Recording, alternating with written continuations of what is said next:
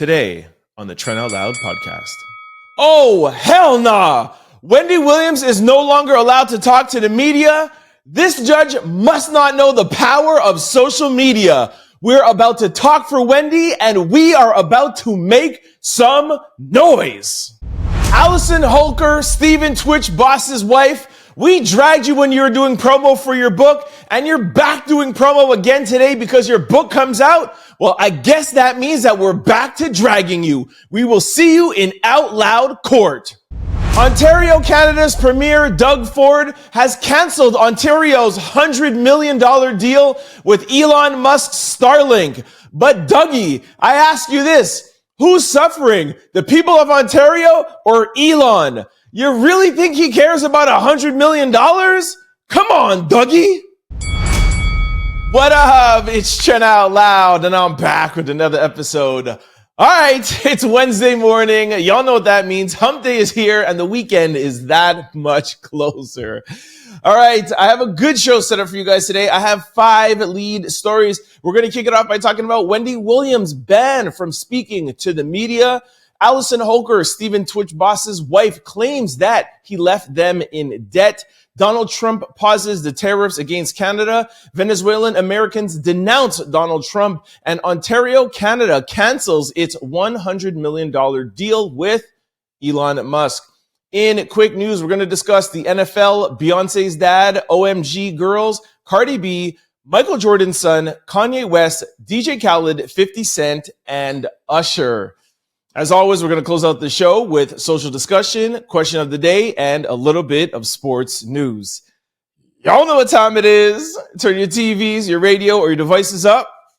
I'm about to start this Wednesday show. Let's go. Our first lead story. Judge rules that Wendy Williams is prohibited from talking to the media until further notice. Wendy Williams' fight for freedom just got a little bit harder. Last week, a judge granted her permission to travel from New York to Miami to visit her father for his birthday. Though this was a win for Wendy, the downside is the same judge ruled that she could no longer contact the media. For the past few weeks, Wendy has done a number of interviews with The Breakfast Club, Don Lemon, and more. In those interviews, she has expressed her dissatisfaction with her guardian and how sad she was to be cut off from the world. She also expressed how she wasn't allowed at the time to go and visit her elderly father for his birthday. This interview made national headlines, sparking fans to start a Free Wendy movement. Well, this most likely didn't sit well with her guardian because despite the judge granting Wendy Williams permission to see her father for his birthday, the judge also ruled that Wendy is prohibited from speaking with the media from here on out. According to the New York Post, the decision was reportedly made to protect her well-being and privacy. With this ruling, it's most likely we won't get any new Wendy interviews anytime soon.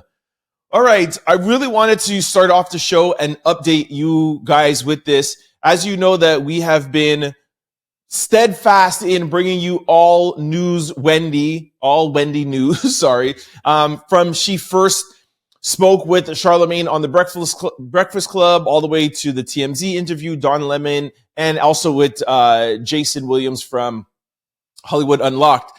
So that's why we chose to kick off the show like this. Now, we told you guys last week that she was let out to go and see her father in Miami. But now we have this news, it's almost breaking news, that the same judge is not allowing her to go out. For those of you who follow us, not allowing her to talk to the media. Sorry, I'm just really upset. I literally just got this story as I started to do the show. That being said, I sent out some emails, I made some calls, and maybe we'll follow up tomorrow with an action of what we should do next. But I did definitely speak to one person out in New York, and I have some ways of things for us to do. So just to backtrack, for those of you who don't know the whole story, we broke down what a guardianship is all about. And a guardianship is supposed to be in place by the government, for those of you who are wondering why a judge is saying that she cannot talk. When you are deemed not fit to make your own decisions, the government will come in and implement a guardianship. And we broke down around 2 weeks ago. We spent about 25 minutes on it, on what a guardianship is, the judge appointing a guardianship to you, and there's supposed to be these things in place to take care of you. So since that all came out, Wendy has gotten her own lawyers, and she's trying to get out of the person, Sonia Morrissey, I think her name is, or Sonia Morrison, and have her guardian, Sonia, who she's calling out, to get out of this guardianship, if not at least to get a new guardian. Now, of course, all of this was, I guess, backlash to Wendy Williams talking. Now we finally see that the judge has ordered Wendy not allowed to talk to the media anymore. From what I've gathered in a short time, we can assume, or it's alleged, that Sonia made this recommendation to the judge. Don't want to get any letters or whatever. We don't know for sure, but we can assume, and it's alleged, that Sonia went to the judge and is trying to make it seem as if Wendy doesn't know what she's talking about. She's saying all of these things. So, judge, you should stop her from talking to the media, because we all know that she's not, not that she is, that her guardian is claiming that she's not fit. We all know and assume that she's fit from all the interviews she's been doing, right? So it's just all this back and forth. Now, from what I have gathered in the past half an hour, Wendy's lawyers are going to try and do whatever they can to fight this. But until then, Wendy is not allowed to talk to the media. So what we can do on our side as Wendy fans, and like the article said, the Free Wendy movement, is we can talk for her. And from what I've gathered, I think her niece will still be able to talk for her. So yes, we won't be able to hear from Wendy herself, but Wendy could still talk to her family. She could still talk to her niece, and her niece could still talk to us. I hope Charlemagne, Jason, Don Lemon, and TMZ all bring her niece back and let us know what we could do. I heard those are the things that are kind of in the works so far, but this is a huge setback. And I think, this is just me thinking, I think that's probably why they let her go and see her father. It's like, oh, let her go and see her father so that we can look like we're good. But then we're going to say, oh, she can't talk to the media just for her own privacy because she doesn't know everything that she's saying, which is total just BS, right? So anyways, there is still the GoFundMe that's available. Just go to GoFundMe and type in Wendy Williams. You could still donate to that, because she is obviously going to need as much as she can, because her guardian is not giving her access to her money and she needs to pay her lawyers. So there's that. And like I said, I'll follow up tomorrow and let you guys know of anything else I hear. But this is just really not good. Not a good start for Wendy in February.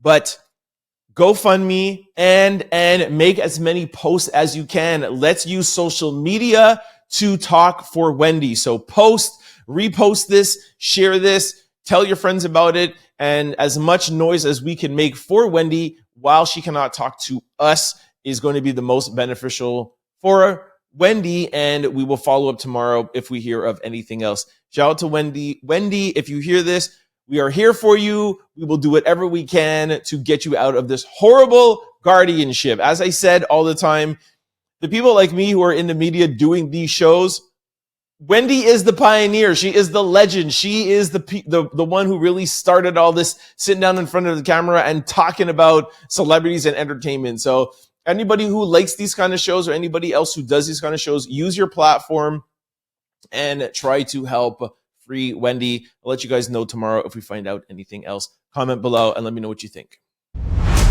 Our second lead story, Allison Holker, who was Steven Twitch Boss's wife, she says Twitch left her with overwhelming bills.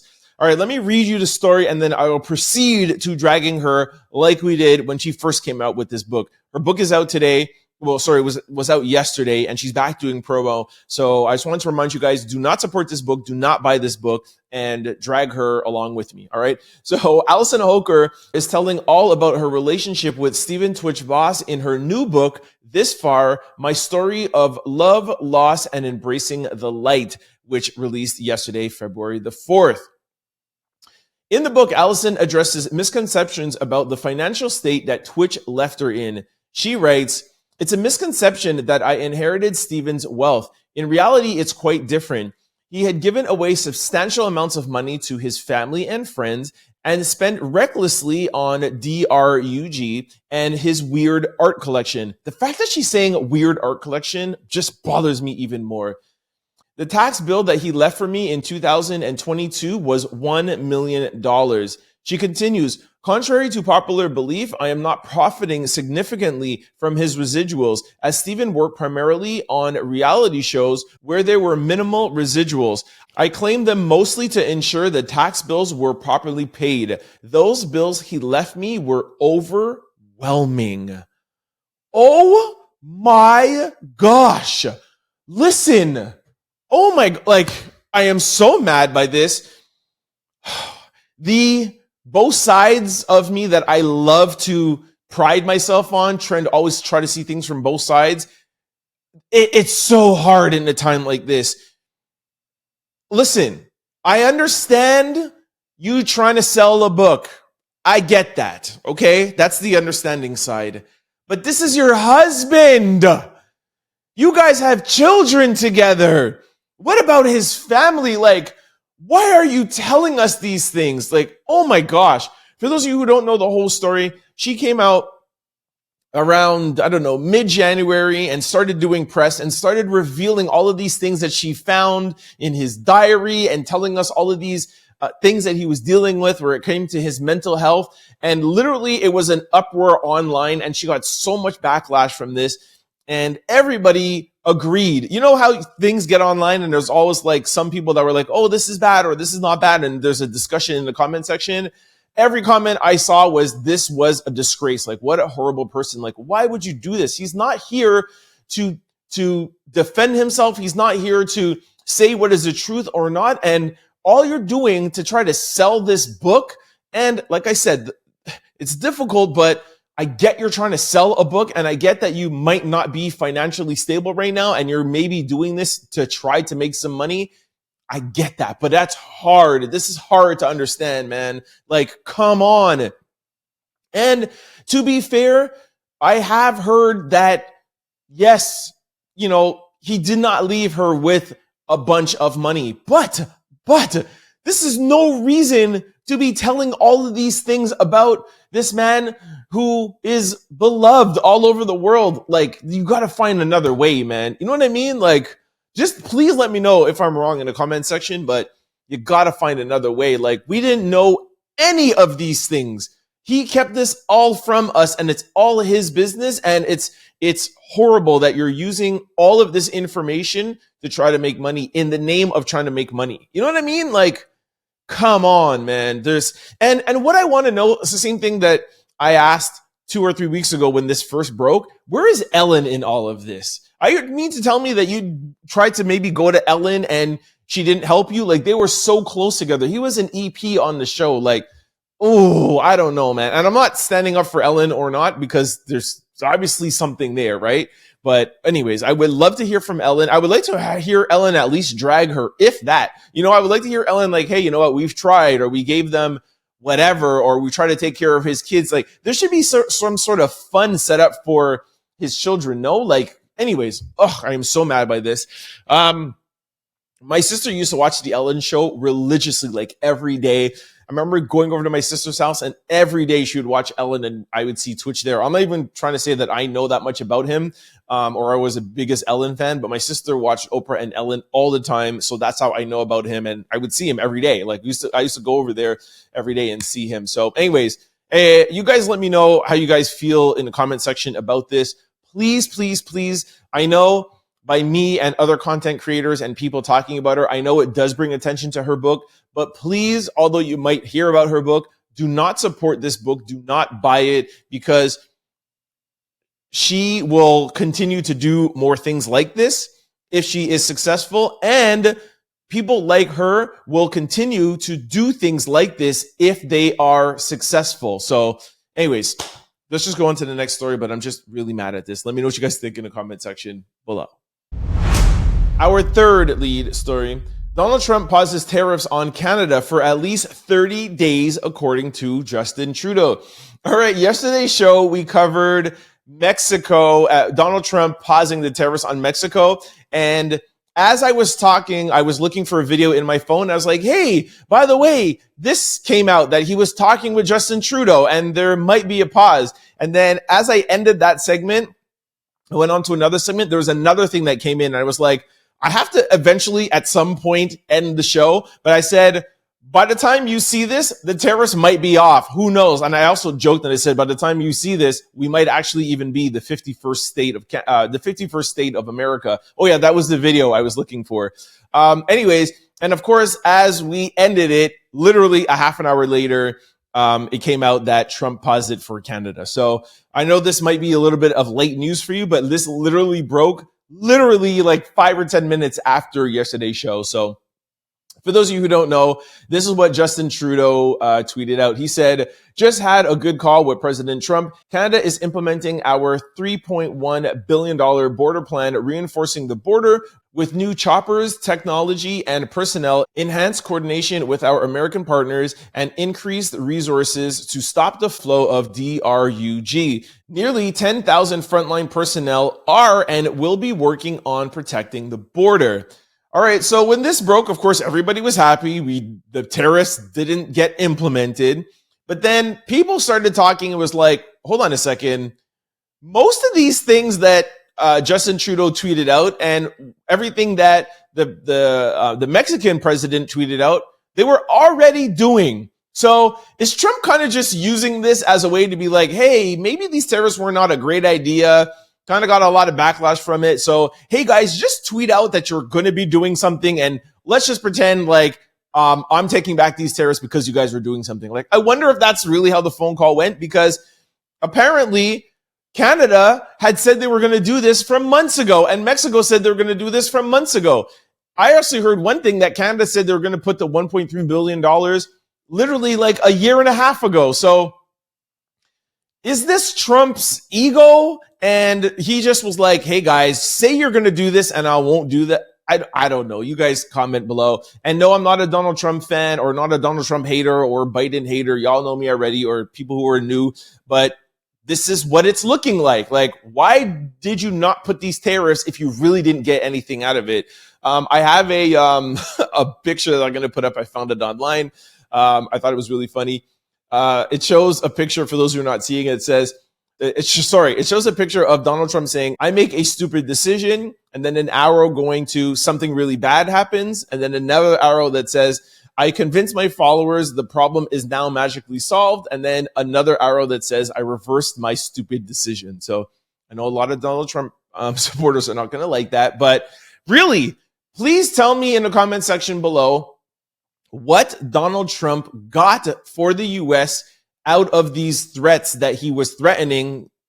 Out of the terror threats that he was threatening. What did he get? Please, I've done my own research and I haven't found anything other than what was already promised. So sound off below. I know you Trump supporters are not going to like this, but sound off below and let me know what you guys think. And please tell me what Donald Trump and the U.S. got out of not tariffing Canada and Mexico. Our fourth lead story: Venezuelan Americans denounce Trump's administration and South Florida Republicans for breaking promises. All right, when I saw this, I was like, if Donald Trump is doing one thing, he is following through with all of his promises. So I was shocked to see this video. It says Venezuelan Americans in South Florida react to Donald Trump's rescinding TPS for 350,000 Venezuelans. Before I play the video, I'm going to read to you guys what TPS is, because I didn't know what it is. So I assume maybe some of y'all don't know either. TPS is a Department of Homeland Security program that allows migrants from designated countries to reside legally in the United States of America for a period of up to 18 months, which the U.S. government can renew indefinitely. Okay, so this video is from people who are under the TPS program. Take a listen. Venezuelan Americans denounced the Trump administration and South Florida Republicans. During the campaign, the elected officials from the Republican Party, they actually told us that he was not going to touch the documented people. They used us beyond betrayal. All right, like I said at the top, Donald Trump has been doing a great job of following through on all his campaign promises. Whether you like them or not, he has been holding true. So that's why I'm very surprised by this. So, as I've do shows, I talk to you guys about everything with the immigration. And as always, I try to stay neutral. One thing I think we can all agree on was the first few days of the ICE raids, we saw, and Donald Trump had press conferences saying he's getting out the worst of the worst, right? The people who have committed crimes. And I said on my show, I don't think anybody across the world would be upset with ICE removing people who have committed crimes. And he started out with severe crimes. We even talked to you guys about Selena Gomez and her crying, and Donald Trump saying kind of dragging her for that, and Republicans. And we said to you guys, well, in her video, she's not necessarily saying that she doesn't agree with this. She's just saying she feels sorry for those people. Okay, I can understand the people who feel sorry. Some people are just empathetic, even when somebody does something wrong. But I say all of that to say, when you start now immigrating, deporting people who are here legally, then what grounds do you have to stand on? What grounds do people like me who are independents, what defense do we have to say, hey, even those people who committed crimes, like severe crimes, go, okay, what about the people who are undocumented? Undocumented people are still technically committing a crime. It is a crime to be in this country undocumented. So again, even independents are like, hey, they are not documented. Okay, fine. That's a blurry line. It's gray. They've been here. How long have they been here? Their family, fine. But even if you want to say the ones who are undocumented, fine. But why now is he going after Venezuelans who are here under the TPS program? They're documented. These are the things that Donald Trump does that I find difficult. Y'all let me know what you guys think about this in the comment section below. Try to stay neutral. Try to look at this from a neutral lens. Try to look at it from an independent lens, even if you are Democrat or Republican. What do you guys think about Donald Trump deporting people under the TPS program? Let me know. Our fifth lead story. Elon Musk responds to Ontario canceling a $100 million deal with Starlink. Ontario just scrapped its $100 million deal with Starlink, and Elon Musk responded on X by saying, oh, well. Is this a big deal or not a biggie? Drop your thoughts below. So, all right, I'm going to put up here this tweet that Elon Musk retweeted. It says, Ontario cancels $100 million Starlink as Trump's 25% tariffs loom. Premier Doug Ford announced Ontario is scrapping its $100 million contract with Starlink ahead of Trump's incoming tariffs on U.S. goods. Ford's government is also banning other American companies from provincial show, and then the rest of it is not there. So I can tell you what that is. He's trying to take American products out of Canada, right? Out of the LCBO, out of all of these places that we have American products. Doug Ford is like, yo, I want to have nothing to do with it. Now, I ask a question to Mr. Doug Ford. Dougie, is this hurting Elon Musk or is this hurting people from Ontario? We told you guys last week about Apple linking up with Starlink, and Apple phones are soon going to be able to work with Starlink. For those of you who don't know what Starlink is, it's a satellite. So you know how you use your phone somewhere and you have bad reception? It's not really how it was 10 years ago. Remember 10 years ago, you used to like open up the antenna. Can you hear me now? Can you hear me now? There was a commercial. I think it was T-Mobile or something like, can you hear me now? Can you hear me now? So yes, we have better cell phone coverage now, but the future will be satellite coverage. So if you're on a boat somewhere, if you're traveling, you're on a cruise, et cetera, et cetera. And there are still some places that don't have amazing cell phone reception. Sometimes you're in your basement or over other places. So I feel like that's going to hurt people in Ontario, and you're not really hurting Elon Musk. This guy is the richest man in the world. They say he's going to be the first trillionaire. You think he cares about a $100 million contract? Like, I do not like that. I think definitely we should do whatever we can to fight back on the tariffs. But if the tariffs now have been postponed 30 days and it looks like it was just a negotiation, a negotiation tactic, then I think that you should start back this Starlink thing. And I'm not even the biggest Elon Musk fan, but I definitely am a fan of doing what's right for the people, right? You ever hear the expression where it's don't cut off your nose to spite your face? You know what I'm saying? So I really think Starlink is going to be something that is important. And I definitely think the premier should reconsider this. Let me know what you guys think in the comment section below. All right, this brings us to quick news. Ring my bell. Our first quick story. NFL Commissioner Roger Goodell says that the league will uphold DEI efforts amid Trump's administration's order to ban government DEI programs. This actually should have been in lead stories. Before I read the article, well done. Well done, NFL. Well done, Roger Goodell. I like hearing this, man. All right. Roger Goodell said this. We got into diversity efforts because we felt it was the right thing for the National Football League, and we're going to continue those efforts because we're not only convinced ourselves, I think we have proven ourselves that it does make the NFL better. So we're not in this because it's a trend to get into or a trend to get out of.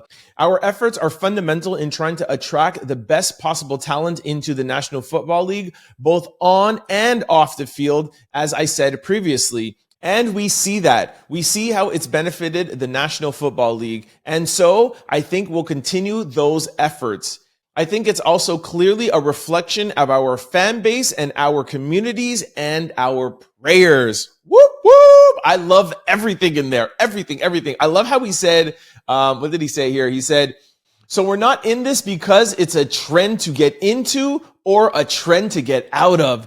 DEI is not a trend. DEI is about equality. I'm actually going to talk about this more in social discussions, but let me read the rest of the article, or I actually didn't even start reading the article. I just went right to the statement because I love it so much.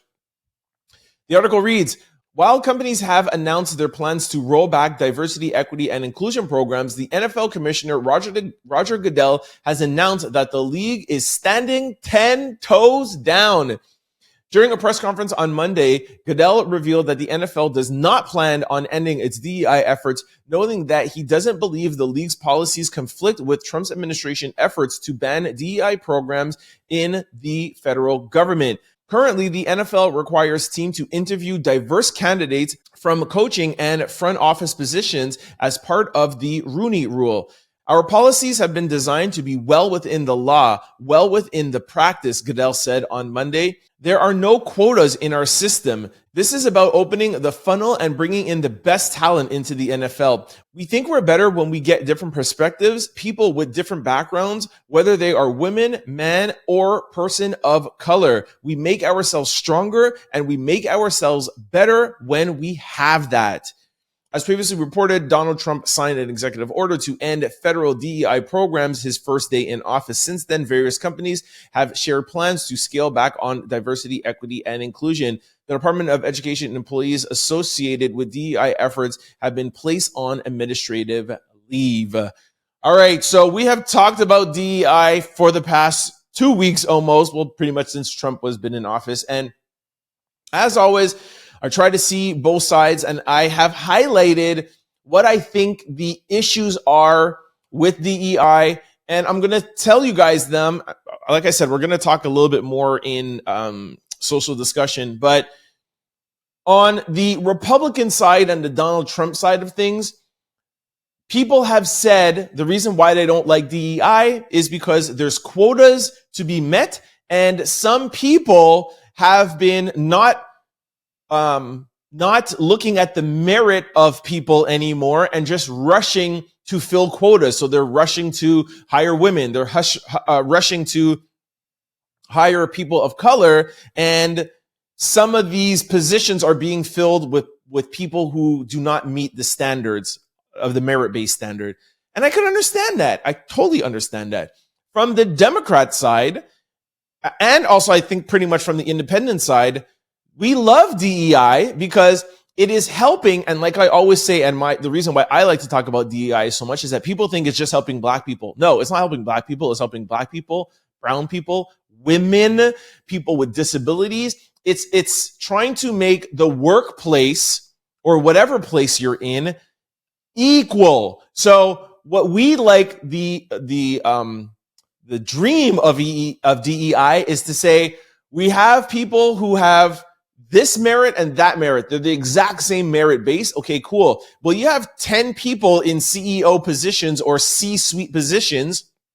So, sorry, not 10 people. You have 10 men in C-suite positions. Let's have 2 women, one Asian, 1 black, 1 brown, and then the rest white. So that's reflective of, the American society, right? That's the goal of it. But like I said, we can understand how when you have quotas, that's what I like about the NFL, where we don't have to have quotas to meet, because when you have quotas to meet, that puts pressure on people. So again, I said I was going to save it all for social discussion, but I just said it all now. But yeah, it just really irritates me that Republicans and Democrats, some of the smartest people in the world, well, some people say that the smartest people are not in government, but I digress. We won't get into that. But why can't you guys come together and just work on making the program better and make sure the program works? Instead of Donald Trump saying, well, I don't like this program, and we're just going to abolish it altogether and just hope and pray that the world revolves on a merit-based system, So it's just not going to work that way, Mr. Trump. And it hasn't in the past, and I don't think it will work that way. And for those of you who don't know, that's what Donald Trump says. He would like to get rid of DEI and just work on a merit-based system. We all know how that's going to go. Anyways, this is supposed to be quick news, and I literally just talked, and I'm super chatty this week. I don't know what's going on. Anyways, we'll talk about this more in social discussion, all right? Let's go on to our second quick news. Our second quick story.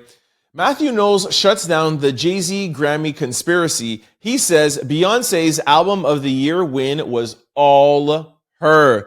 All right, so if y'all think that Beyoncé needed Jay-Z to snag Album of the Year for 2025, her father says absolutely not. According to Mathew Knowles, he's giving Queen Beyoncé all of her flowers and making it crystal clear that her win had nothing to do with Hove and his comments last year. We're going to play a video for you guys in a second. In case you forgot, Jay-Z did throw some major shade at the Grammys in 2024 for never crowning Beyoncé with the top honor despite her record-breaking career. But Mathew Knowles, who's been a Grammy voting member for 17 years and sits on the board that actually picks the nominating albums, told TMZ that Beyoncé's win was 100% about her flawless body of work, period. Mathew Knowles spilled that voters sift through thousands of songs, debate like it's the Supreme Court, and then cast their votes. No Grammy pity party here, just talent reigning supreme. Just talent reigning supreme. So for those thinking Jay-Z's speech guilt-tripping the Academy had anything to do, nah, Beyoncé earned that crown on her own, if any of you had any doubts. Here is a clip of Jay-Z from last year. Take a listen. I don't want to embarrass this young lady, but she has more Grammys than everyone and never won Album of the Year. So even by your own metrics, that doesn't work. All right, now listen here, y'all. I told you guys that I am a small member of the Beehive because I know some of y'all really go crazy out there. Yes, I am a Beyonce fan. I like Beyonce aside from everything that's going on with her and Jay-Z and that whole civil case. We'll see what happens. But for now, I'm still a fan. And listen, I don't think you could sit down here and tell me that Beyonce's 4 albums were up, or 4 of Beyonce's albums were up for Album of the Year, and she didn't win. And there's been the Beyonce's mom backlash, which I told you about last year. Jay-Z telling you guys about the Grammys last year. Beyonce's mom's backlash for years, and I told you guys about it yesterday. Then Jay-Z last year. Drake has been calling out the Grammys from since 2018. We told you about that last episode as well too. I'm getting confused with the last year and last episode. Sorry, we told you about Drake last episode. And The Weeknd, Grammys actually even said it during their Sunday telecast. They're like, yo, The Weeknd called us out and he said he wasn't going to come and support us. And, we've made amends and now he's back here today. I don't think it was just Jay-Z, but I think it's a combination of everybody calling out the Grammys, the reason why Beyonce has finally won, because she should have won for Lemonade. She should have won for a bunch of other stuff. I'm not saying this country album is not good, but when you look at her whole body of work, Album of the Year, come on. So I understand what her father's trying to do. He's trying to not trying to, dim her light by like, oh, it's just because of Jay-Z. And I understand what he's trying to do, but you got to think that it has a little bit something to do with it and everybody talking out, right? So people are still, by the way, talking about this Beyonce country album, not so much album of the year, but oh my gosh, she shouldn't have won country album. What is she even doing in this genre? She didn't pay her dues. She shouldn't do this, whatever, blah, blah. We talked to you guys about that also too in yesterday's episode. Yesterday was a good episode. You should check it out, all right? 434. Is it 434 or 433? Anyways, I don't know. Anyways, make sure you guys check that out and join the discussion. Do you believe that Beyonce should have won country album of the year? Do you think that she should have won album of the year? And do you think that all the backlash, all the pressure finally that the Grammys gave it because of that? And I don't think we play this in the clip, but for those of you who don't know, Beyonce has won more Grammys than any other artist in history. I think it's 32 or 34. And that was the whole thing that Jay-Z was saying. How could you be the most awarded Grammy artist, but you've never won album of the year? So let me know what you guys think in the comment section below. Our third quick story. Yo, everything should be in lead stories because I'm talking about everything today. All right, I promise I make this one short, okay? Because this is like the ending of something. Anyways, the OMG Girlz will receive their $71 million judgment, including the $53 million in punitive damages from MGA Entertainment.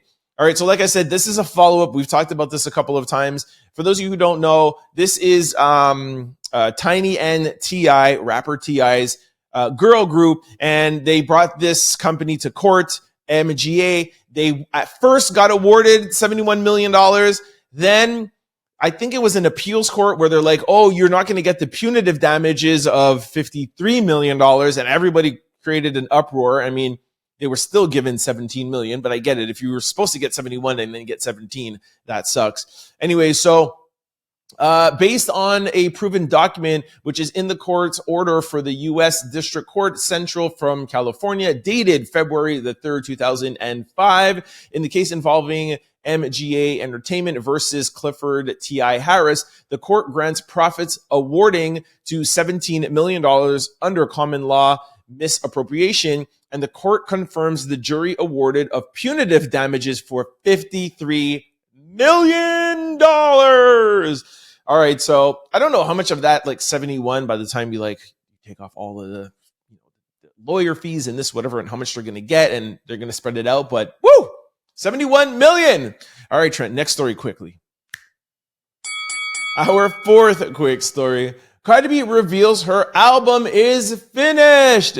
Here's who we hope to appear on the highly anticipated sophomore release. All right, I'm not going to play you all those pictures of it was like Doechii and Glorilla, Lotto, etc. All the girls are in the in the female rap industry right now. Cardi B confirmed to Billboard at the Grammys that her long-anticipated sophomore album is officially finished and wrapped in a bow. Fans are buzzing with excitement, eagerly anticipating the project's release. While we wait, we can only hope that we'll see some of our favorite rappers make an appearance. From collaborations with chart-topping new surprise artists, there is much potential for this album. Here are the ladies that we hope get to be alongside Cardi B. So, I mean, listen, we have been anticipating our Cardi B album for so long. When I read this, I was like, we still haven't got a sophomore album. How long has Cardi B been out? Somebody tell me in the comment section below. Yo, Cardi B's been out a long time, man. And could you imagine? She has so much fame and so much popularity off of one album. But this just goes to show what I always say. It's about content creating and it's about personality. It's no longer just about you being able to cut a track or make one hit song. Yes, we love Cardi's music, but we love Cardi B, you know? I mean, I know some people don't like her. They don't like some of her music or whatever. They feel like it's too much. But for the Cardi B fans, it's not about music, it's about liking her. So anyways, shout out to Cardi B. I know I've seen her in a bunch of interviews saying, I'm nervous and I don't want it to flop. And there's so much, anticipation. But Cardi, the more you keep on waiting is the more anticipation you're going to build. So it's like, wow, we waited, 5 years, 6 years? That's like Dre's album, right? Like we've been waiting. I think he's actually said that he's just not going to put it out, but it's been like 15 years I've been waiting on this. So anyways, Trent, come on. Next story. Let's go. Our fifth quick story. Michael Jordan's son, Marcus Jordan, arrested being caught with DRUG and resisting arrest. My gosh. This is what makes Bronny James and LeBron James look so much better than Jordan. Jordan is still the GOAT though, okay? Marcus Jordan, son of NBA legend Michael Jordan, was arrested this morning on charges of DRUG. The incident unfolded shortly after midnight when officers from Orange County Police Department conducted a routine traffic stop following observance of erratic driving. The vehicle registered to Marcus Jordan was pulled over on Interstate 5 near Chaplin Avenue exit. Upon approaching the vehicle, officers noted a sign of him being on DRUG, and he was later identified as Marcus Jordan, 32 years old. A field sobriety test was conducted, which Jordan reportedly failed. Subsequent to the test, the vehicle was searched, and it led to discovery of what people believe is DRUG, leading to additional charges. The situation escalated when Jordan allegedly resisted arrest, leading to a brief confrontation with officers. He was eventually subdued and taken into custody without further incident. Jordan was booked into the Orange County Jail where he awaits processing and is expected to face charges in court. Ooh, they're holding him? Yo.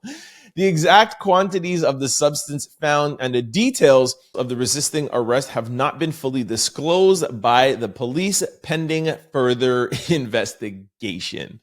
Yo, Marcus Jordan, like, what a waste of being Michael Jordan's son. You know what I mean? Like, shout out to Marcus, by the way. I know Marcus well. I used to see Marcus twice a year at our Nike meetings in Vegas. Marcus had a sneaker boutique. He had the exact same account like we had. And, he's a good dude. You know what I mean? But, just Marcus, man. You're Michael Jordan's son. Like, you're Michael Jordan's son, bro. Like, we hope that, yes, he would have made it as a basketball player. He never made it to the NBA like Bronny did. And arguably, people could say, Jordan wasn't around like how LeBron is to help him out. No shade, Jordan. Love you.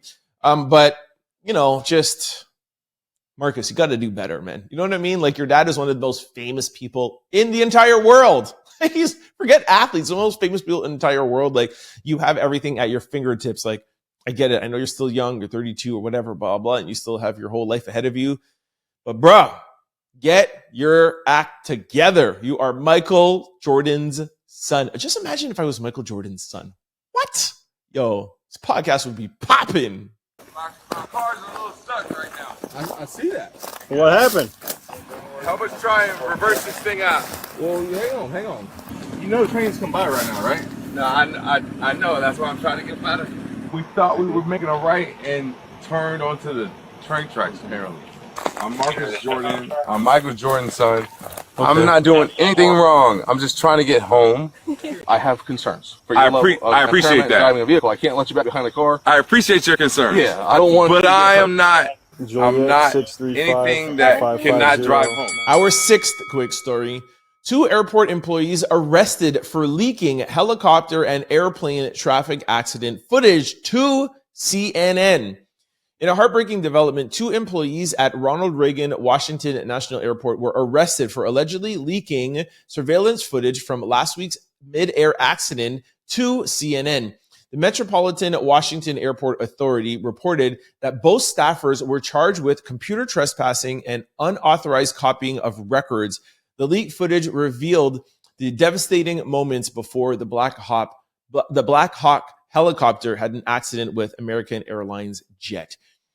I wonder, shouldn't CNN get into some sort of issues for that? Like, how does that work?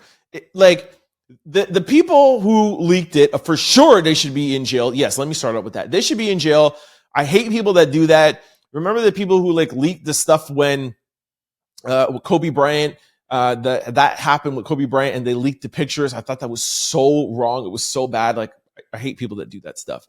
But shouldn't the other people on the end get into some trouble? Like CNN, like if they're buying something that is not legally obtained, shouldn't they be get some sort of repercussion for that? Shouldn't CNN know, like, hey, where did you get these tapes? Did you get it from legal methods? And if not, sorry that we can't get it from you. Now, the flip side is I understand media. I understand you want to be the first to cover something or whatever, blah, blah, blah. But this is not like me we're talking about. This is CNN. Like there should be some sort of legalities from the media saying that you cannot buy or play something that's not obtained legally. I don't know. I'm just thinking out the box here. There should be some law that's changed to protect people, right? Because you got to think, what about the families? They could have just been watching CNN and they're forced to watch that. Suppose they don't want to see that. You know what I mean? Like there's some angles that were put out that maybe the family didn't want to see those angles. Anyways, let y'all tell me what y'all think in the comment section below. Our 7th quick story. My wife is the most Googled person on the planet, says Kanye West. Yo, my gosh, man. Ye's wife, Bianca, has become the #1 most searched person on Google after going viral for her revealing invisible one-of-one dress at the Grammys. Do y'all think this is the most iconic Grammy outfit of all times? No, I do not think so. If you want to know the most iconic outfit of all times, Google Jennifer Lopez Grammys. That's the most iconic. That's funny though. Looking back on that now, it's like she was like, my gosh, that's too much.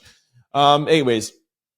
Kanye West put out this on his Instagram. He said, for clarity, February the 4th, 2025, my wife is the most Googled person on the planet called Earth. The planet called Earth. He also put this up and he said, here's some Google searches, 5+ million. And yes, Bianca is beating the Grammys. Pretty crazy that Bianca got more searches than the actual Grammy. But I guess it's because, like, what do we really need to search the Grammys for? Anyways, whatever. I'm getting a little annoyed talking about Kanye. I've been talking about him like every day since he's been on this media blitz. Like I told you guys in the beginning of the year, Kanye has when Kanye is promoting an album, he'll do everything to get himself in the media. And by the way, just a little side note, because I saw your comments yesterday about Drake, and I figured I'd just squeeze this in here. When you guys drag me and be like, Ma, you talk about Drake every day. You talk about Drake every day. First of all, no, I don't. And I talk about Drake when he's in the headlines. You know what I mean? Like, my job is to talk to you guys about entertainment and viral news. That's like people saying, oh, you're talking about Donald Trump. Well, he is the president. He's in his first 14 days. He's making these huge, crazy decisions that are going super viral. And when there's a viral story, it's my job to pick it up and tell you guys about it, and also to tell you my opinion. And then it's your job to comment below and let me know what you think. If you agree with me, you not agree with me, and you can drag me whatever you want. I just don't agree with he's always talking about Drake, as if I'm literally going on Drake's Instagram and trying to find things to talk about. It's all across every social platform. When something goes viral, I talk about them. And I even say to you guys now, and I'm like, oh gosh, I can't believe I have to talk about Kanye. But if his wife is the most Googled person on the planet, I have to tell you guys, because you're going to go watch something else and be like, well, Trent doesn't know what he's talking about. Wow. You're going to talk to your friend and be like, hey, did you hear that Kanye West's wife is the most Googled person on the planet? And you get to say, yes, I knew. And you get to say, I knew that because I watched the Turn Out Loud podcast every day. See, you want to hate on me, but you thank me because you're going to use it at your next dinner party. Anyways, I'm going to stop talking. What's going on? Wednesdays, yo. Wednesdays might be my new favorite day. The weekend's close, y'all. Our 8th quick story. Wow, what do you know? A story about Drake. You see that setup I just did right there? Drake closes out his Australian show with a message to his fans. He said, I started music in 2008. The year is now 2025. And no matter what, Drizzy Drake is very much alive. Oh, I just ruined that. The year is now 2025. And no matter what, Drizzy Drake is very much alive. Was that a little bit better? That's why I'm a podcaster, not a rapper, because I can't rap. Do you guys actually know I do have I wrote a rap and I recorded it? Yeah, it went horribly. And that's why I got into the music industry as a manager and not as a rapper. Okay, let's go and talk about Drake. What is wrong with me today? All right, so Drake is all over social media, and he's in Australia for his tour, like we told you guys about. And yo, Drake, you know what? You guys are going to be happy because I'm going to drag Drake a little bit, okay? And yes, I do like Drake. I'm still a fan of Drake. But Drake, you know I gotta call you out when you do things like this, bro. Drake has come out on his tour, and he's coming out in a hoodie with holes in it and smoke coming out the back. Bro, Drake. Look, I'm going to put up there. It says, Drake made an entrance to his show wearing hoodies full of holes with a trail of smoke. Like, you know, it's like, oh, he was down, but he's back up and he's rising from what, you know, I can't say it now, but you know what I'm talking about. You know what this means. Like, Drake. And yeah, it's corny, bro. You know what I mean? Like, it's corny. And what I said to you yesterday, and I'm going to read his caption. And you know what? Who cares if it's corny? Because people will always say that everything that Drake does is corny. Who cares? What I think is what I think you should do is what I said yesterday. And I know people from OVO watch this podcast, so please tell this to Drake if you didn't catch this yesterday. It's time to move on. We need to move past. When I told you yesterday about Drake's album coming out, I was excited and I was like, yo, he's dropping February the 14th. I think it's strategic. It's after the Super Bowl because we're still going to talk about Kendrick.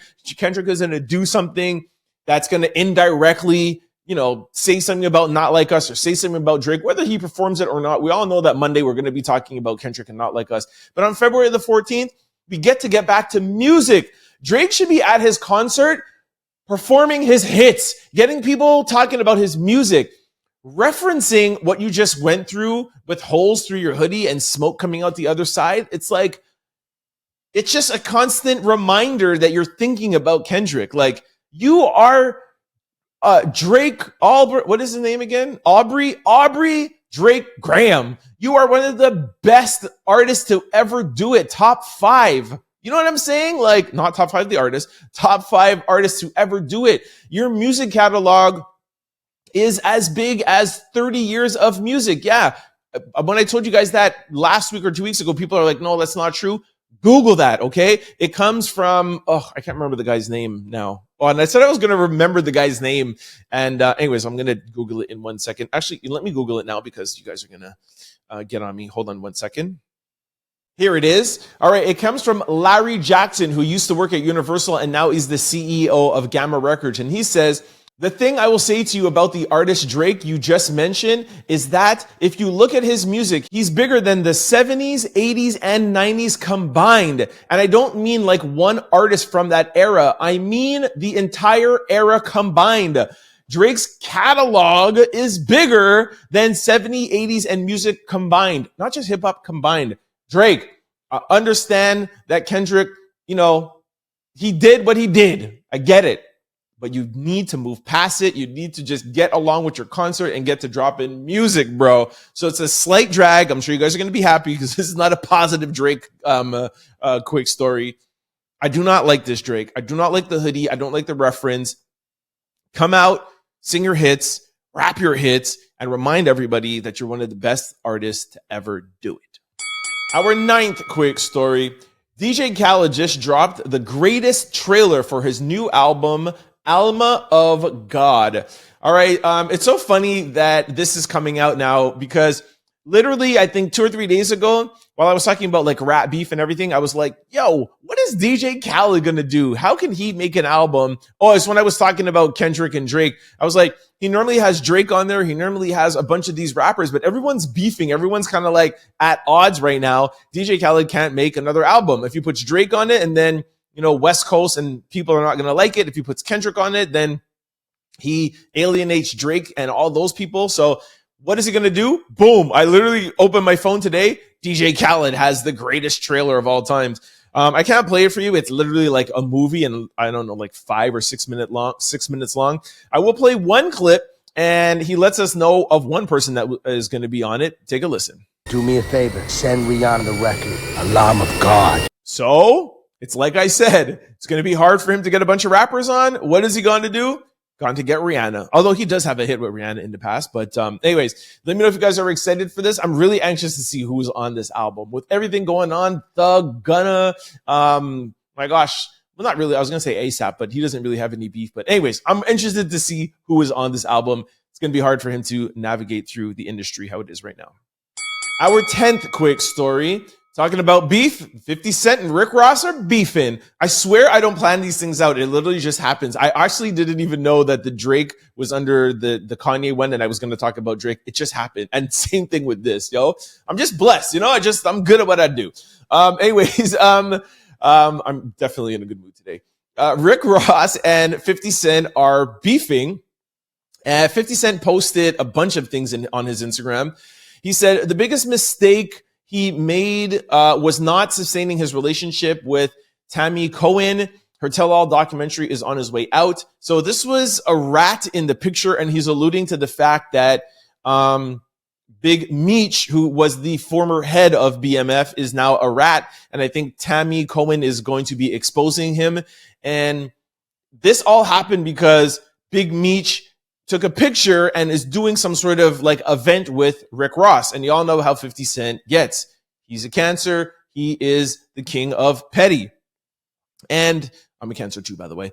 50 Cent shares a post on Instagram seemingly aimed at Big Meech with lyrics from Rick Ross's song. This comes a day after both Meech and Rose were posted up together. If y'all recall, 50 and Rose have been at odds for a while. Yeah, I think we can recall.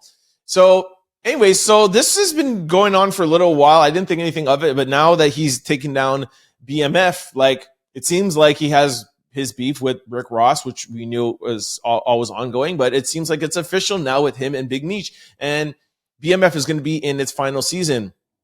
If I know 50 well, I think he probably just wanted to just cancel it and not even finish it. But, you know, contractual obligations, stars, et cetera, you know, I think he probably wants to, he probably has no choice but to continue it. So this will be the final season for BMF. A couple of people in the comment section were like, yo, it's pretty much time to end it anyways. It wasn't like people's favorite show. I am a big fan of the Power universe, so I definitely watch everything 50 puts out. He's one of my favorite artists. I actually used to do some interning for one of 50 Cent's managers. And so, yeah, you know, and I was also in 50 Cent's movie, you know, when he was recording it in Toronto in background, but I was still there. I was chilling with 50 Cent every day. All right. Anyway, shout out to Fifth. And anyways, yeah. What do you guys think about the BMF being canceled? Do you think it's time to be canceled? Do you think, you know, what do you think? Let me know in the comment section below.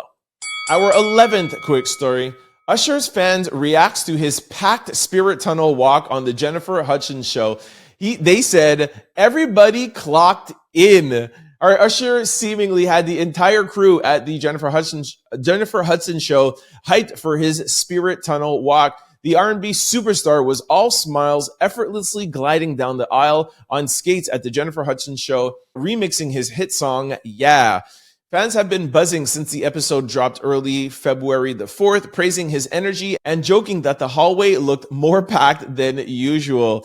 A few even compared Usher's entrance to Aaron Pierre's, whose Spirit Tunnel moment went viral in December after his appearance on the show. All right, what do you think? Do you think Usher delivered the best Spirit Tunnel movement yet? No, Aaron Pierre still has that title. I literally still see it till this day. Aaron Pierre, that's Mufasa. I think the song, or not the song, but the clip they made, the theme music they made for Aaron Pierre really helped. Like, Aaron Pierre, that's Mufasa. Like, I'm going to play Usher's for you, and it's like kind of a little bit whack. Usher on roller skates was really dope, but I feel like Aaron Pierre still gets the award. A couple of fans' reaction was, not a single person called out today. Everybody clocked in early for this one.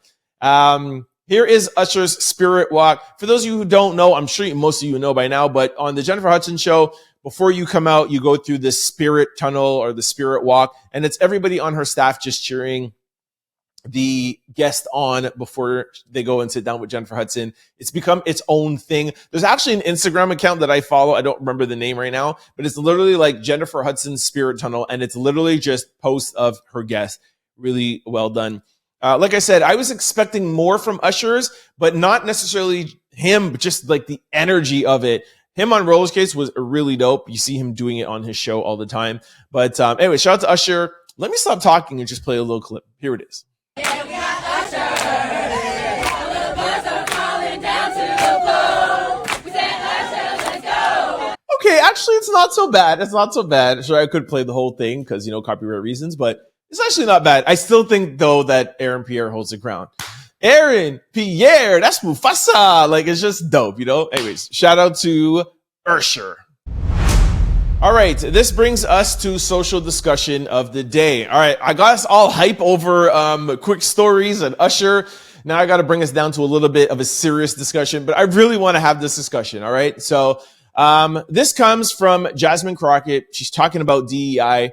And the article or the statement is, she said what she said. Jasmine Crockett goes off about people who oppose DEI. She said, I'm tired of the white tears. The only people crying are the mediocre white boys.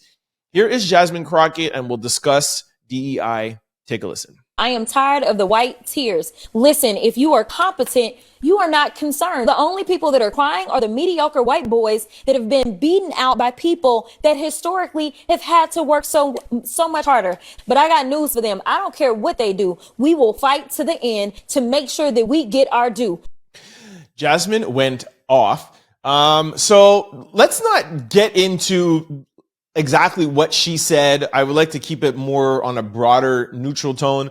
She goes off on and also talks about HBCUs and how HBCUs were created because back in the days they didn't want to let Black and brown people into their universities because they didn't want us educated, and that's why they created HBCUs. And then now they're defunding HBCUs because they don't want more Kamala Harris's, et cetera, et cetera. Like, she just went off on a tangent, and that's her right? By the way, she's a member of Congress in the House, I think, in Texas. I think that's her district.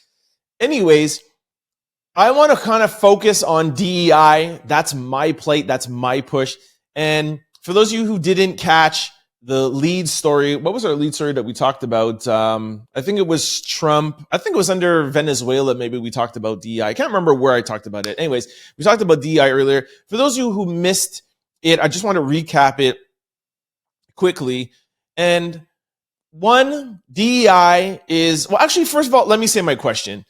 My question to you for a social discussion is DEI good for us or not? I want to know what you guys think. I've been talking about it for the past 2 weeks, and everything that you know about it, everything that you've learned that I have read to you, DEI, what it stands for, I learned about it with you guys, right? I did the research on it. And for those of you who didn't see, I literally went to Google, I went to government websites, I broke down the meaning of DEI. And for those of you who don't know, it's not a Black or a brown thing. It's about being inclusive to women, to people with disabilities, Black people, people of color. It's not just one thing, okay? It's to just equal the playing field.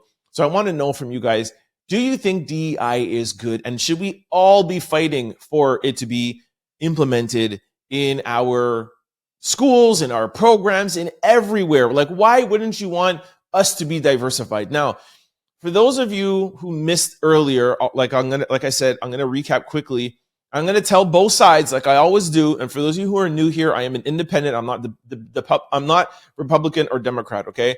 So on the Republican side, Donald Trump is saying, listen, because there's quotas and because of implementing DEI and it hasn't been implemented in the right way, some people, he doesn't say all, but some people, because they have a quota to meet, they're putting in women or people of color or people with disabilities that don't have the same merit as the person in that job. And because of that, we are getting less qualified people. That's their argument. So he said, I want to scrap this and I just want to have a merit-based society, and we would like to just hire the best person for the job, whether it be man, woman, Black, white, doesn't matter, just the best person for the job. Now, that's his argument. The Democrats' argument or independents' argument is, we know how the world works. You know what I mean? Like, if we could have a beautiful society where we didn't look at anything and just people's merit, great. However, we know that the world doesn't work that way, okay? So instead of just hoping that it's going to work, let's implement a program called DEI where we're going to try our best to, yes, look at everybody who's definitely on the same level merit. And then once they're there, we're going to take an example of 10 people. And let's say they're in their C-suite positions within your company and they're all, let's say, white men right now. Let's try to find somebody who's just as equally as possible. If that person leaves that job before hiring another white man, let's find an equally as qualified black man and put him in there. Then, and if another person leaves, let's try to find a white woman, put her in there. Now let's try to find another black woman and blah, blah, blah. And then out of the 10 people, we hope to have a reflection of what America looks like, or Canada, or whatever, et cetera, whatever. How could that be a bad thing? Like I said, I understand the Republican side of things. I understand how sometimes when you have these programs in place, people just look at the numbers and they're like, oh, you haven't done this, you haven't done this. So, you're not going to get whatever your bonus this year. So like, hey, I want to get my bonus. Let me just hire a black person. And you're putting the person in a position who doesn't deserve it there and they don't have the merits. I understand both sides. That's what's great about my podcast, is that I can understand both sides and we welcome both sides. However, my question is that, and is it good or not? And if it is good, can we not just find a way how to make the system better? Instead of just abolishing systems, that's not who we are. Why don't we just make the system better? Why don't we put more guardrails in place to ensure that somebody who doesn't deserve to be there is not there just because of the color of their skin or because they're a woman, etc.? Why don't we just increase the program and make it better? Why don't we put more money or more funding behind making a better program?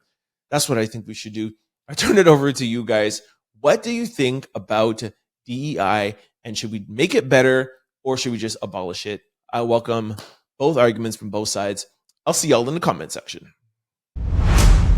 All right, let's go back and have some fun. This brings us to question of the day. What's one thing the internet hyped up that ended up being a huge letdown? All right, well, the first person is hilarious. LeBron James. That's hilarious because y'all know I'm a big LeBron James hater. I like him off the court. I just don't like him on the court because I'm a Jordan Kobe fan. What else is here now? I'm back to being in a good mood, y'all. All right, somebody says the only right answer is Trump. Well, that's not very nice. We're trying to have an inclusive podcast here, people. Shout out to Trump, right? Somebody else said the Popeyes chicken sandwich. What? That did not live up to the hype. I have said this on this podcast before. I'm a very, very picky person. When I go to restaurants, I will send things back with the quickness. And mad people told me about Popeyes chicken that I had to try it. I tried it only like 2 or 3 years ago, which is weird in itself, but it was so good, so amazing. Shout out to Popeye. You are not overhyped. Somebody else said crumble cookie. I'm still have yet to try that. Can somebody send me something for Valentine's Day? I'm lonely for Valentine's Day, all right? I need a Valentine. Send me some crumble cookies. What else? Somebody said the internet. That's hilarious. I want some jokes. That was funny. Somebody said Stanley mugs. Wow, really? Are Stanley mugs really not that good? Okay. Somebody said Beyonce's Ivory Park with Adidas. Wow. I had an Adidas account. I had a retail store, for those of you who don't know, and sneaker and clothing. And we had Beyonce's Ivory Park, and it did not live up to the hype. I'll tell you that. I lost a lot of money on that. Wait a second. Anyways, somebody said Drake. Wow, that's really, really cold. But hey, call it like it is. Drake didn't live up to Gastron 82's hype. Somebody said Kanye West. All right, at least we're calling it fair. Some people said Trump, Drake, Kanye. Now at least we're fair. What else? Somebody said the U.S. government. Wow, that's rough. Somebody said the versus battles. What? The versus battles didn't live up to the hype? Yo, I missed the versus battle. What happened to versus? Wasn't Swizzy and Timberland, didn't they sign something with the Triller app? And what happened to versus? I missed that. I think we actually went through the verses that we went through, and there was no more to do. There's no more like competitions to go against. But anyways, whatever. Somebody said voting. That is not true. A lot of people went through a lot for your right to vote, and it will always live up to the hype because we are living in a democratic society, and it's a blessing to be able to vote. Trust me, if somebody told you you couldn't vote, then you would see how mad you would get. So yeah, I don't like that. Somebody said Cardi B. Wow, y'all are just being rough out here. Somebody said motivation. I don't really understand that. What else? Somebody said Black Friday. True. Somebody said Tyson and fake Jake Paul. Did that live up? It was still entertaining, but yeah, we expected Tyson to be a little bit better. All right. Somebody said the election. I think the election kind of lived up to the hype. But you know what? You're right. It didn't, because Donald Trump winning all 7 swing states and winning the popular vote, you know what? You're 100% right, because it was dubbed like down to the wire. Who knows? It's too close for us to decide. Too close? This was all the pollsters. By the way, next election, when the midterms come up, I hope that we do not listen or believe or watch any polls. They are wrong. Always wrong. Well, maybe it's only wrong when it comes to Donald Trump, because when it was Donald Trump and Hillary, they were wrong. Remember, Hillary was supposed to be in the lead by like 4 or 5 points. That wasn't even in the margin of error, and he still won. And then now with Kamala, it was supposed to be within the margin of error, and he like swept all 7 swing states. 100% did not live up to the hype, but it was still a good election. Another person said Drake. Somebody said NFTs. Wow, that's good. What happened to NFTs, yo? Everybody was, who was the guy that hyped up NFTs so much? He said it was going to be bigger than the internet itself, which makes no sense because you need the internet for the blockchain to work. Gary V. What's up, Gary V, and your NFTs? Somebody said dating. I feel you, bro. Is that a girl or a guy? I can't tell by the avatar. Oh, it's a guy. Rough. Somebody said everything. Another person said KD, Harden, and Kyrie playing for the Brooklyn Nets. I just said that yesterday. Yo, all of these superstars getting together and joining on a team, and that was the worst. We thought KD, Harden, and Kyrie together was going to win like 5 championships back to back, and they didn't even win one. What else? I think that's really bad. Somebody said social media. Wow. All right. That was a very, very good question of the day. Let me know if anything that we forgot. What is something that the internet hyped up that ended up being a huge letdown? Let me know in the comment section below. All right. This brings us to sports news. All right. More Luka Doncic news. Luka Doncic looks like he is going to be losing $117 million. And like I said earlier about not Donald Trump, but Elon Musk losing $100 million, that's nothing to him. Losing $117 million to Luka Doncic is a lot, man. I'm sure he's not happy. And this is the difference between him signing a contract extension in Dallas versus Los Angeles. So Luka Doncic is no longer eligible for a supermax contract after being traded to the Lakers. He can sign a 5-year extension this summer, which is roughly $117 million less than he stayed with Dallas. So with the Lakers, he could sign a 5-year, $229 million. That's how much he's eligible for. And if he would have stayed in Dallas, the supermax is $346 million. That's tough. So they are saying that he doesn't think that, or people don't think that he's going to sign the supermax because he's going to be missing out. Now, I'm not going to get into explaining about supermaxes because it's complicated and it's long to explain, but I'm pretty sure if he goes with another team, that's not the Lakers, then he could sign his supermax. I'm pretty sure it has something to do with the team and the team's budget, but anyways, I don't know. Will he decide to stay with the Lakers because it's one of the biggest storied franchise in all of sports history? Will he stay there for less money, or will he take the $117 million? Listen, I know these guys are rich and they have their money already, but $117 million is a lot of money, you know? But like I said earlier, it's not really only about the money that you make as artists or basketball players anymore. Look at LeBron James. He's a billionaire, and it's not based off of basketball alone. And being out in LA, he gets a lot more FaceTime, a lot more notoriety. He can make so much more money staying with LA. I would stay with LA. Tiger Woods, Serena Williams, all of them have so much money based off of outside things that they make. That's not only with basketball. Micheal Jordan is the best one. I think Micheal Jordan, they said, his entire career earnings was like $92 million, and now he's worth $3 billion. So Luka, take it from me, stay in LA. All right, that is my Wednesday show. Woo! I could talk. Well, it's why I do a podcast. Anyways, thank you so much for kicking with me on this Wednesday. Well, I gotta get you guys hyped for Wednesday. You know what I mean? Like Thursday's coming up and then Friday's here and then it's the weekend. It's my job. It's what I do. All right. Anyways, before I let y'all go, just want to remind you guys of all the ways to keep up with the Trend Out Loud podcast. For those of you who are used to watching this podcast on YouTube, and in case you are ever not available to get YouTube, if you're going on a plane, you need to download, we are available on all podcast platforms. Just go to your desired site, type in Trend Out Loud, the show will pop up. Do not forget to hit the follow and subscribe button so that you can be notified every time we upload a new show. And like YouTube, we upload daily. Make sure you stay here, though. Just go there if you need, like you're on vacation, if you're in the car, but make sure you come back to YouTube, all right? Vice versa, for those who are used to listening to us on podcast platforms, please try to check me out on YouTube. It's my favorite place to watch the show. We have a big community in the comment section. We look at every single comment. We answer it back. People ask us all the time or ask me all the time, hey, how come you do a podcast by yourself? I don't do a podcast by myself. I do it with you guys, my YouTube online community. We watch all the comments and we address them back on the following day. So for those of you who are used to watching this on podcast platforms, please try to check us out on YouTube. Just go to YouTube and type in Trend Out Loud. The show will pop up. Of course, please do not forget to hit that subscribe button. And also while you're there, please hit the like button, comment, join in the conversation. It's super fun. Comment. And do not forget, please, please, please, to share. It definitely helps in growing the channel. For those of you who want to check me out on social media platforms, it's always the same handle, Trend Out Loud. Follow me. All right, y'all.